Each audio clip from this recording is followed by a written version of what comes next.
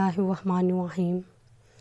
Nabila voice centre میں دل کی گہرائیوں سے خوش آمدید، پیار بھرا اسلام۔ حضرت تمیم داری رضی اللہ عنہ فرماتے ہیں، ایک بار حضور پاک صلی اللہ علیہ وآلہ وسلم کی بارگاہ اقدس میں ہم سب حاضر تھے کہ ایک اونٹ آپ صلی اللہ علیہ وآلہ وسلم کے پاس بھاگتا بھاگتا آیا اور آپ صلی اللہ علیہ وآلہ وسلم کے سر انور کے پاس آ کر کھڑا ہو گیا اور ایسے لگا جیسے وہ آپ کے کان میں کچھ بات کہہ رہا ہو۔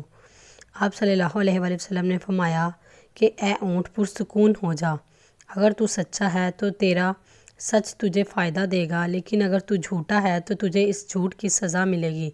بے شک جو ہماری پناہ میں آ جاتا ہے اللہ تعالیٰ بھی اسے امان دے دیتا ہے، اور ہمارے دامن میں پناہ لینے والا کبھی نامراد نہیں ہوتا۔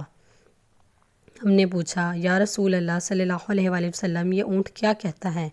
آپ صلی اللہ علیہ وآلہ وسلم نے فرمایا کہ یہ اونٹ کہتا ہے کہ اس کے مالک اس کا گوشت کھا لینے کا ارادہ کر لیتے ہیں، مجھے ان کے پاس سے بچائیے، اس لیے میں ان کے پاس سے بھاگ کر آ گیا ہوں، اور اس نے تمہارے نبی صلی اللہ علیہ وآلہ وسلم سے مدد مانگی ہے۔ ہم سب ابھی گفتگو میں مشغول تھے کہ اس اونٹ کے مالک بھاگتے ہوئے آئے۔ جب اونٹ نے ان کو آتے ہوئے دیکھا تو وہ دوبارہ حضور صلی اللہ علیہ وآلہ وسلم کے سر مبارک کے قریب ہو گیا اور آپ صلی اللہ علیہ وآلہ وسلم کے پیچھے چھپنے لگا۔ ان کے مالکوں نے عرض کیا، یا رسول اللہ صلی اللہ علیہ وآلہ وسلم، یہ اونٹ ہمارے پاس سے 3 دن سے بھاگا ہوا ہے اور یہ ہمیں آپ کی خدمت میں ملا ہے۔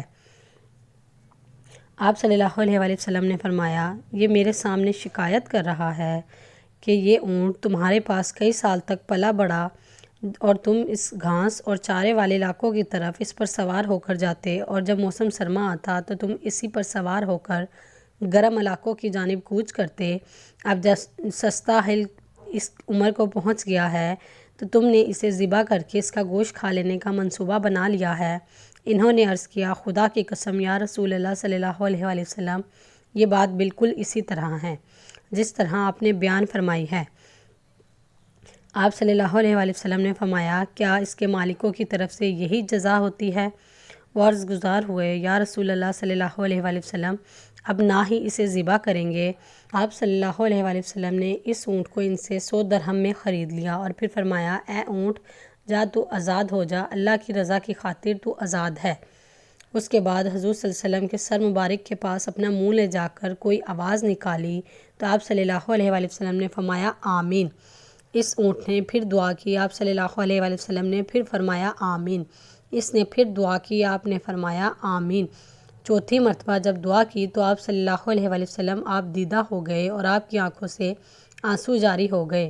ہم نے عرض کیا، یا رسول اللہ صلی اللہ علیہ وآلہ وسلم، اس اونٹ نے کیا فرمایا؟ آپ نے کہا، اس نے کہا، اے نبی مکرم، اللہ تعالیٰ آپ کو اسلام اور قرآن کی طرف سے بہترین جزا عطا فرمائے۔ میں نے کہا، آمین۔ پھر اس نے کہا، اللہ تعالیٰ قیامت کے دن آپ کی امت سے اسی طرح خوف کو دور فرمائے جس طرح آپ نے مجھ سے خوف کو دور فرمایا۔ میں نے کہا، آمین۔ پھر اس نے کہا کہ اللہ تعالیٰ دشمنوں سے آپ کی امت کے خون کو اسی طرح محفوظ رکھے جس طرح آپ نے میرا خون محفوظ فرمایا۔ میں نے کہا، آمین۔ پھر اس نے کہا، اللہ تعالیٰ آپ کی امت کے درمیان جنگ و جدال پیدا نہ ہونے دے۔ یہ سن کر مجھے رونا آ گیا، کیونکہ یہی دعائیں میں نے بھی اپنے اللہ تعالیٰ سے مانگی تھی۔ تو اللہ تعالیٰ نے پہلے دن 3 دعائیں تو قبول فرما لی، لیکن آخری دعا سے منع فرما دیا۔ جب مجھے فرشتہ جبرائیل نے اللہ تعالیٰ کی طرف سے خبر دی ہے کہ میری یہ امت آپس میں جنگ کر کے فنا ہوگی، جو کچھ ہونے والا ہے قلم سے لکھا جا چکا ہے۔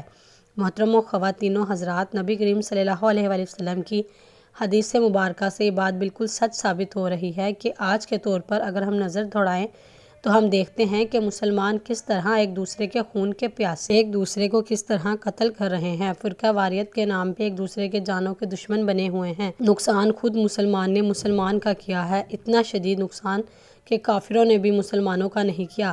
ہمیں چاہیے کہ ہم اللہ تعالیٰ کی رسی کو مضبوطی سے تھام لیں، فرقہ واریت کو ختم کریں اور ایک امت بن جائیں اور آپس کی نفرتوں کو ختم کر دیں۔ مسلمان بھائی ہونے کی حیثیت سے آپس میں پیار محبت سے رہیں۔ اللہ تعالیٰ ہم سب کو سمجھنے اور نیک اعمال کرنے کی توفیق عطا فرمائے۔ ہماری ویڈیوز دیکھنے کے لیے ہمارے چینل کو سبسکرائب ضرور کریں۔ ملتے ہیں اگلی ویڈیو میں، تب تک کے لیے اللہ حافظ۔